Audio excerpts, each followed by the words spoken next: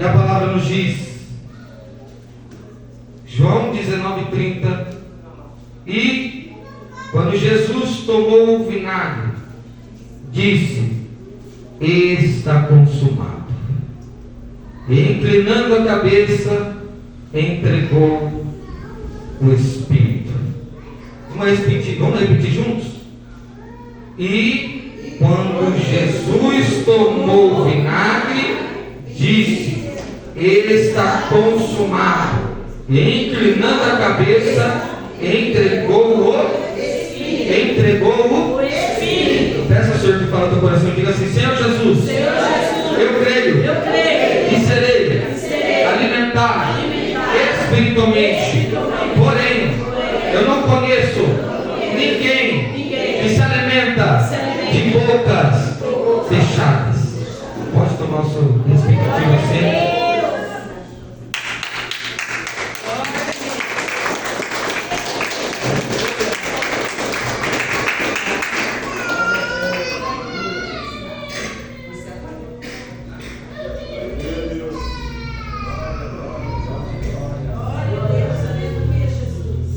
Diante do Evangelho de João, capítulo 19, versículo 30. Peço que todos venham prestar atenção nessa palavra. Nós estamos diante do versículo 30 que diz: e quando Jesus tomou o vinagre, ele disse: está consumado. E inclinando a cabeça, entregou o Espírito. Nós bem sabemos que Jesus Cristo, ele foi gerado no ventre da simples virgem de Nazaré, Maria. Não como nós fomos gerados, mas Jesus ele foi gerado através de uma operação miraculosa. Através de Deus, Deus gerou o teu filho no ventre daquela que foi encontrada bendita entre as mulheres, Maria, por ser virgem. Tem alguns que por falta de um estudo, tem alguns que por falta da direção do Espírito Santo, tem a audácia de dizer que o Espírito Santo de Deus adulterou contra Maria. Isso é um erro gravíssimo daqueles que dizem estudar a Bíblia. Sabe por que Jesus ele não foi gerado por José e Maria, e sim só dentro do ventre de Maria? Porque Jesus ele não poderia nascer em pecado. E nós sabemos que depois de Adão, todos nasceram em pecado. Em pecado nasci, em pecado me concebeu a minha mãe. Mas o Filho do Homem ele não poderia de modo algum nascer e vir de um homem terreno, porque senão ele viria em forma de pecado. Por isso o Pai gerou no ventre da simples virgem de Nazaré, Maria, a mulher que ainda era virgem e não tinha conhecido José. É por isso que ele foi só gerado no ventre da mulher e não teve um homem terreno para que pudesse o gerar. Nós sabemos que Jesus ele veio com um único só objetivo. Ele veio, foi gerado, como eu disse, uma operação miraculosa. Os fariseus, aqueles que já não estavam gostando da ideia de Jesus Cristo ser o rei dos judeus, eles falaram, eles blasfemaram contra o Filho de Deus, dizendo que o Espírito Santo adulterou com Maria. Mas a palavra do Senhor diz: aquele que blasfemar contra o Filho, ainda assim terá perdão. Mas aquele que blasfemar contra o Espírito Santo, esse jamais terá o perdão. Será condenado. Isso não é o que eu estou dizendo, não. É a Bíblia. Jesus com o seu propósito maravilhoso. Por quê? No começo das 7 dispensações, a primeira era da inocência. No tempo, aleluia, de Adão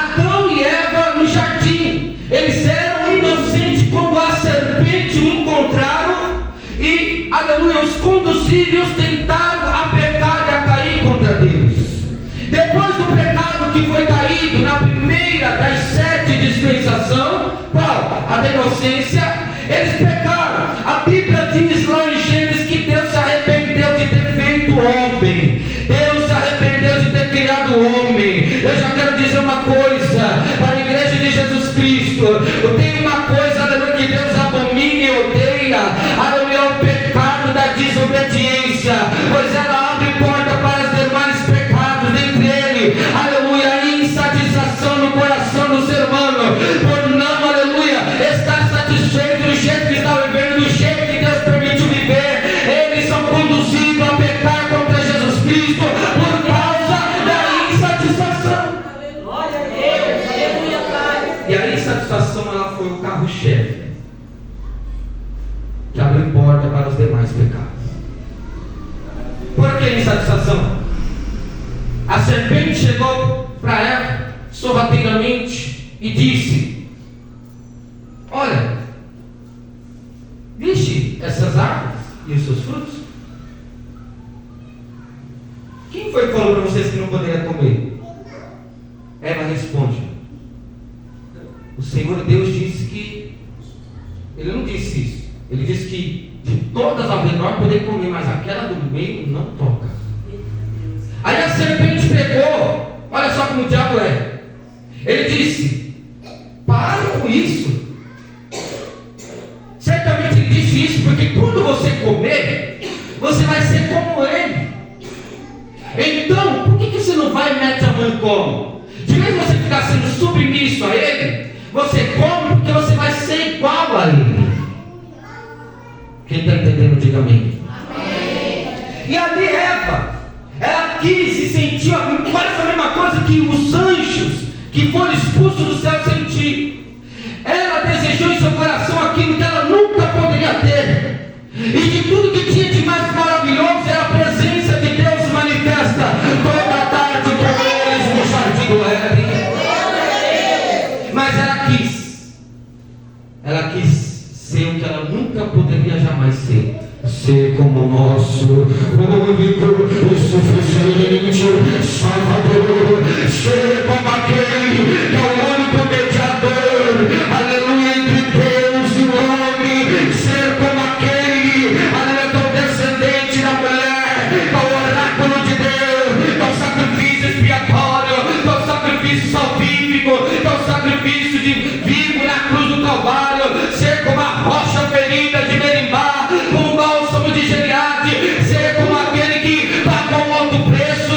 Ser como aquele que não tinha algum tipo de pecado.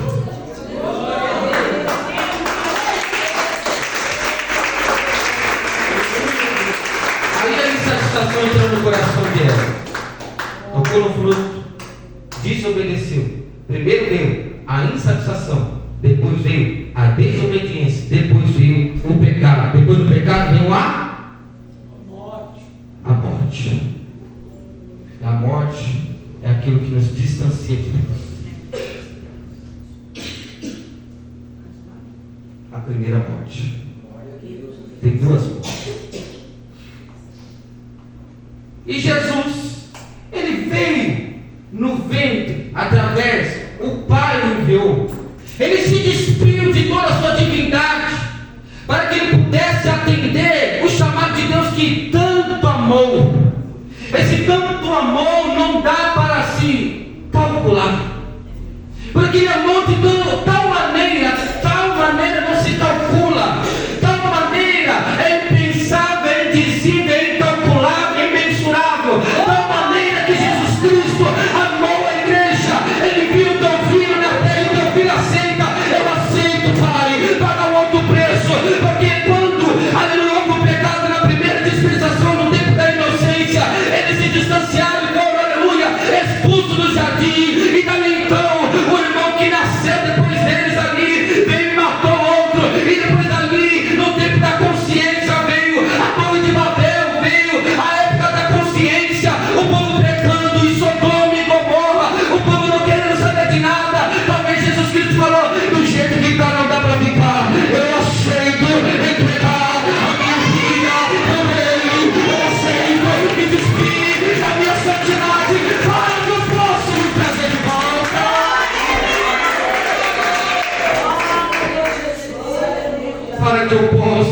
trazer de volta.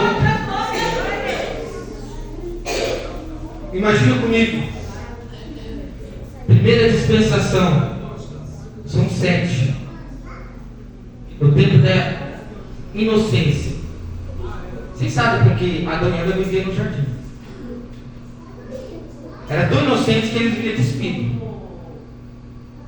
Não tinha vontade. Por isso a serpente o enganou. Mas o que acontece? Deus falou: eu vou ter que encontrar alguma solução. Porque façamos o homem imagem e semelhança, não é para que eu venha destruir e acabar com tudo. Tem certeza? Tenho. Porque senão no tempo de Noé Deus não tinha reservado ele mais 7 pessoas. Senão Deus não tinha reservado Noé e a sua família. Se não fosse assim, Deus querer, ainda que nós algum dia estivéssemos com ele, no cantinho tomando posse, naquele lugar eterno onde ele falou: eu vou, mas não vou deixar ele órfão, deixarei com vocês o Espírito Santo Consolador, para que eu vá, e se eu vou, eu volto, e se eu volto, eu venho buscar vocês, para que onde estiver, vós também estarei.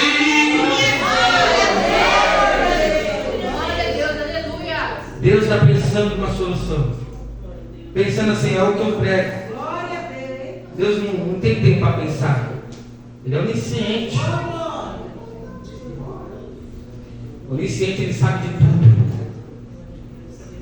Ele sabe de tudo. Glória a Deus. Nós estamos diante de um cenário. Jesus está na cruz. Eu quero lançar uma pergunta para a igreja. Quem foi que matou Jesus?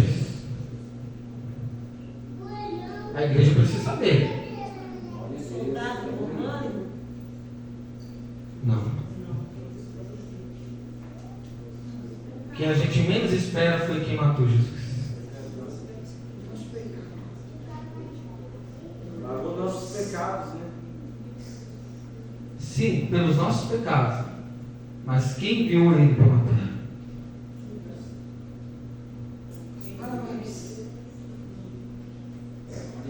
Teologicamente falando, quem envia o filho ao matadouro para ser enviado para ser crucificado é o pai. Talvez alguém pense: o pai daria o filho para morrer? Mas é engraçado que teve um que Deus falou: leva o filho da promessa para oferecer o holocausto em cima do monte. Ele levou, sim ou não? Sim. E quando chegou lá que ele ia matar, Deus falou: não faça tal. Aquela é um episódio. Mas o episódio aqui, o próprio pai mata o filho. E eu vou te explicar teologicamente. Sabe por que o pai matou o filho? Porque mostrando que ele é amor, ele também é justiça. Ele mandou o filho para que pudesse pagar, nos comprar e pagar os nossos pecados. Para que pudesse nos redimir. Calma que você vai entender, talvez alguém está falando, está muito estranha essa conversa. Aleluia, você vai entender já já. Ele, por odiar o pecado, por odiar a desobediência, por odiar a divisão, porque depois de Adão e Eva teve um véu que, aleluia, separava de cima a baixo, não era de baixo a cima, era de cima a baixo, que separava, e não era qualquer um que tinha contato com o mestre, não era qualquer um que tinha contato com o divino, não era qualquer um que poderia falar com o Salvador da nossa alma. Mas o que acontece? Por onde é o pecado? Ele disse: eu entrego meu filho para que ele possa vos comprar de volta, para que ele possa, através da sua última gota espargida, pingada na terra, no solo, ele vai entregar o teu espírito, e depois de entregar o teu espírito, ele redime, ele vai redimir os nossos pecados, e depois de ascender no céu, ele nos justifica. Mas cadê a parte que você está falando? Que o pai mata o filho? Deus, por ser justo e abominar o pecado, a divisão, a desobediência, a rebeldia, a depravação, ele foi capaz de enviar o teu filho para morrer por nós, para morrer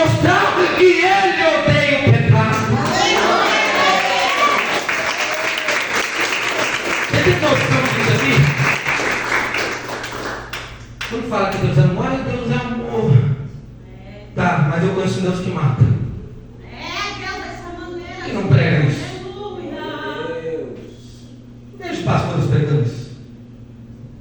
Que Deus é o que dá vida e é o que mata. Eu falo abertamente porque ele me dá autoridade para falar, porque não tem quem fala. Porque estão lá pensando, Deus é amor, Deus é amor. Que nem no perdão se tiver alguém do catolicismo diz que não tem inferno. Se não tem inferno, não faz o que quer, porque ninguém vai morrer. Ah, você se engana. O Deus que eu prego aqui já vem ele colocando paralítico por rebeldia. Já vem colocando vegetando por desobediência. Já vem arrancando perna para poder cumprir o propósito. Na lei antiga ele matava na hora. Tem base? Tem. Ofni e Finéis, diante da porta da tenda da congregação do templo, se portando do jeito que queria. Deus avisou uma, Deus avisou duas. Quando Deus viu que ele não tinha jeito, Deus não queria nem mais, aleluia, ter esperança neles para poder dar uma chance. Deus foi e matou. Em Atos dos Apóstolos nós vemos o caso, quando estavam vendendo a propriedade de Ananias e Safira. Eles acham que estão mentindo para o servo de Deus, mas quando mentiu para o Espírito Santo, o que aconteceu? Deus pegou ele.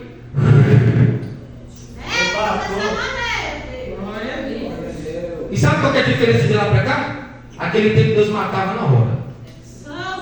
E hoje, sexta e penúltima dispensação, o tempo da igreja, a era da graça, e a porta ainda está aberta. Sabe o que isso vem dizer? Vem dizer que, se você for olhar Apocalipse, tem gente que falou que já cumpriu inteiro. Não, se tivesse cumprido inteiro, nós não estava aqui. Já tinha desastrado tudo. Na antiga aliança ele matava na hora, porque ele que manda, ele que faz. Quem vai falar com o seu criador? Porventura falar a árvore para aquele que plantou o que você está fazendo? Porventura falar para o pai o que você está querendo fazer? Se foi ele que gerou? Quem vai contender contra ele? Aleluia. Quem vai cometer essa loucura? Deus, aleluia. A diferença daquela dispensação para essa, a sexta e penúltima, depois dessa é grande tribulação, está pertinho. A diferença é que no tempo da graça, Deus pode até não matar na hora, mas Ele só está se enchendo as taças da ira. Meu Deus, as taças só estão se enchendo a cada dia mais. Dá o nome, taça da ira de Deus. Ele não mata na hora, mas só quer dizer, ele está acumulando, ele está dando corda, porque quando ele decidir pegar, grande vai ser o ai, grande vai ser o ai, aquele que vai gritar, porque ele está achando, não, eu estou em adultério, eu estou no terceiro casamento, o pastor ele não está sabendo de nada, mas eu quero dizer uma coisa, Deus pode não cobrar agora, mas naquele grande dia, a taça te aguarda, o lago te aguarda, ou se converte, ou se encontrará debaixo da ira de Deus.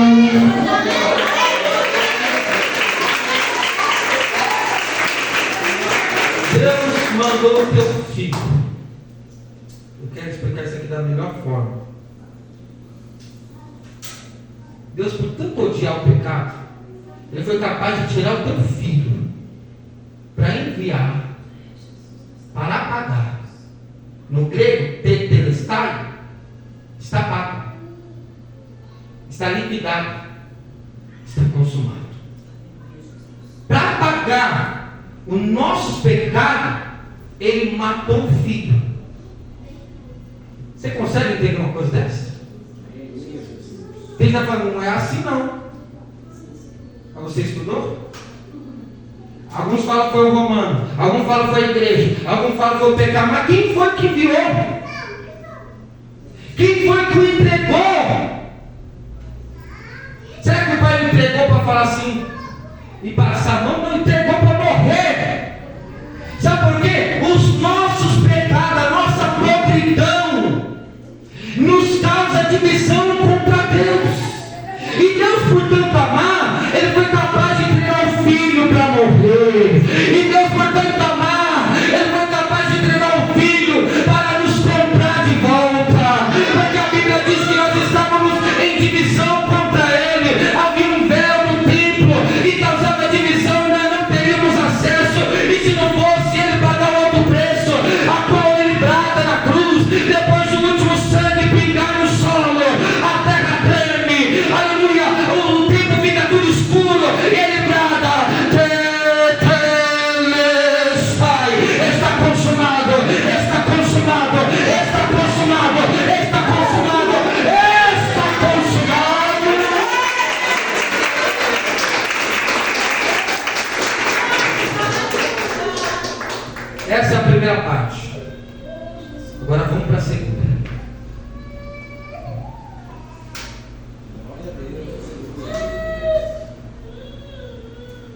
Tem gente que está achando que Deus está recebendo a adoração michuruca. Vou falar. Eu quero dizer uma coisa. O Espírito Santo me conduz para lá e eu vou falar. Posso ser sincero, sim ou não? Sim. Sim ou não? Sim. Vocês querendo ou não, eu não sei. Vir ao culto o ano inteiro, sentar e sair, você não está fazendo para Deus. Você está fazendo para si próprio. Quem concorda com isso? Aí eu vou na igreja para fazer para Deus. Você está fazendo para você. Fazer para Deus é outros 500. Fazer algo para Deus é outro patamar de entrega. Começa a refletir. Ele tanto amou que foi capaz de entregar o teu filho por nós. Para quando nós olharmos para nós mesmos e ver que nada estamos fazendo para Ele. Tem muitas pessoas que eu ouço eles dizerem: Jesus já pagou o preço, não preciso fazer nada não. É por isso que eu prego que na antiguidade batizavam-se novos convertidos. Na presente era, tem que converter os batizados. Tem que converter os batizados. Se nós entender o que Jesus fez para nos trazer de volta, irmãos, você não tem tempo para ficar tomando conta da vida da tua vizinha, não. Você não tem tempo para tomar conta da vida de quem está regendo, de quem está pregando, de quem está se calçando, de quem está se vestindo. Quando você entender que Cristo pagou o preço por você, morreu, aleluia, sofreu, você não terá tempo para perder tempo. Aleluia. Para a igreja entender o que Jesus fez, a igreja não terá tempo para perder tempo. Glória a Deus. Você consegue ter noção disso aqui? Que nós vivemos no evangelho corrupto. Vou falar, é o que eu estou vendo. O evangelho depravado, meia boca. O evangelho que ninguém quer fazer nada. E quando alguém faz é porque o pastor pediu e é forçado. E eu quero te dizer uma coisa: Deus não recebe nada que é forçado. Tem que ser por livre, espontânea vontade. Se não for, nem vai. Porque tem muita gente decidida a ser um marajá de Deus. Estava caído, perdido, longe da estrada. Jesus encontrou, untou suas feridas e trouxe para cá. Restabelecido, ele está pronto para cooperar. Mas ele se recusa, ele está decidido a ser um marajá. Ele só sabe pedir: Senhor Jesus, me dá, me dá, me dá. Ele quer receber, mas não quer trabalhar.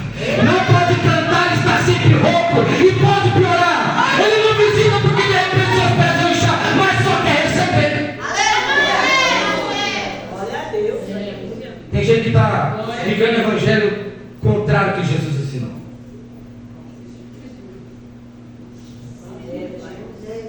Tem gente que há muito tempo dentro da casa de Deus e não conheceu o verdadeiro evangelho. Glória a Deus. Isso aqui não é eu que estou falando, não. Isso aqui é o Espírito Santo e a palavra de Deus. Jesus entregou a vida por nós. O que nós estamos fazendo para Ele? Eu vou no culto todos os dias. Alguém fala para essa pessoa, eu falo para essa pessoa. Está no tempo de acordar. Está no tempo de despertar.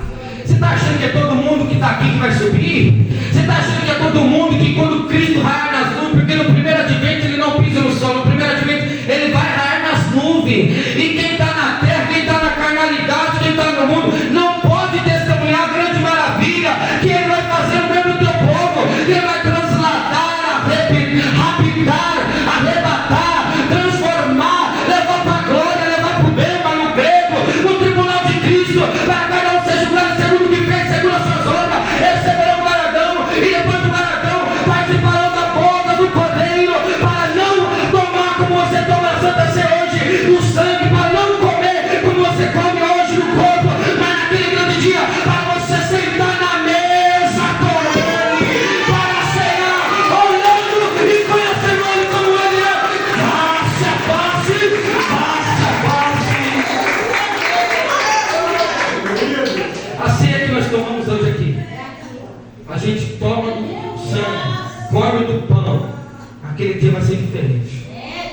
sentar na mesa comigo.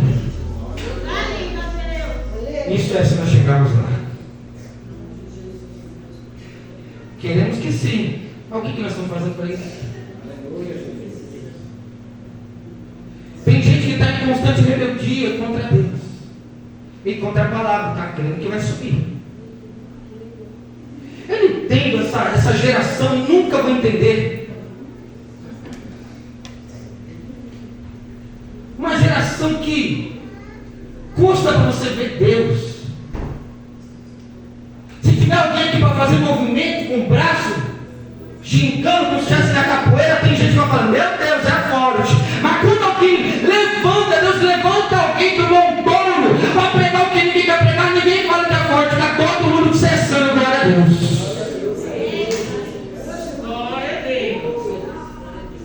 A gente tem que aprender a ter o discernimento do Espírito para saber o que é e o que não é, porque outras vezes vereis a diferença entre aquele que serve e aquele que não serve a Deus.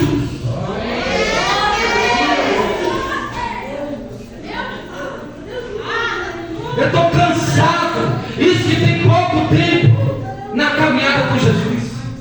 Eu estou cansado de ver um evangelho que nada acrescenta. Pessoas que nem para estudar a Bíblia antes de pregar não estuda. Só sobe aqui, quer começar a contar que está fazendo faculdade, quer começar a contar que a Lina está fazendo aquilo, e não entrou 5 minutos na palavra para discorrer o contexto, o texto e a essência para colher da palavra do Senhor. Pessoas que estão sem a direção do Espírito Santo para vir aqui e para alimentar, não alimenta nada. Pessoas que vêm aqui para dizer que vai, levanta a mão que vai receber, aí todo mundo quer receber, mas entregar, ninguém quer entregar, e o povo está entendendo o quê? Vamos trocar a liturgia, aleluia, antes era para entregar, agora não vem para receber. Receber quando você entra no teu quarto, fecha a porta, dobra o teu joelho, olha o secreto, esse aí que o teu secreto te recompensará. E aqui é para entregar, nada que você vai entregar para ele aqui.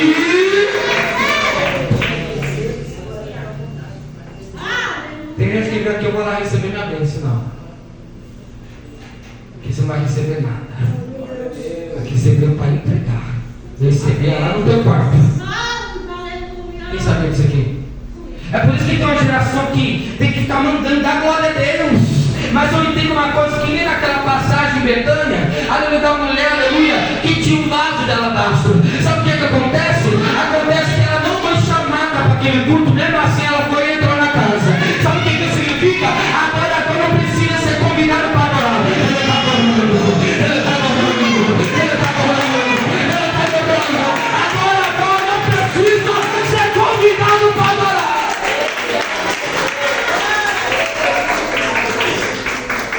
E falando do vaso de alabastro,